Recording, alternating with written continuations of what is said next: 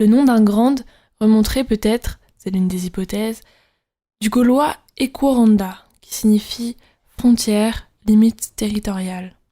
Historiquement, ici, à Ingrande, vous êtes en France, alors qu'à une centaine de mètres en aval du fleuve, c'est la Bretagne.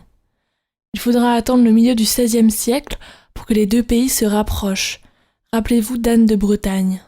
Elle était duchesse de Bretagne, comtesse de Montfort, reine des Romains, duchesse de Milan, reine de Naples, comtesse d'Étampes, et par 2 fois reine de France, couronnée une première fois en 1492 lors de son mariage avec Charles VIII, et une seconde fois en 1504 lors de son mariage avec Louis XII. La duchesse et son duché étaient très convoités à cette époque. Ces mariages, ces unions symbolisaient la paix entre deux pays. Mais pour les conclure, on élaborait des contrats, des traités très précis, de longues heures de négociation. En échange de son annexion par la France, la Bretagne allait conserver quelques privilèges. Ils ne disparaîtront totalement qu'avec la Révolution française en 1789.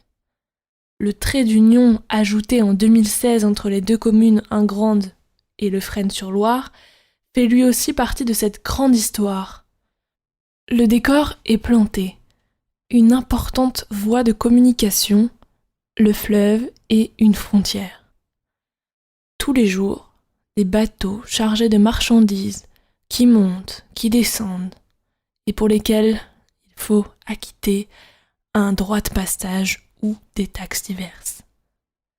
Sur le fleuve et le long du fleuve, chaque jour, la vie grouille, et le soir venu, c'est le temps des contrebandiers.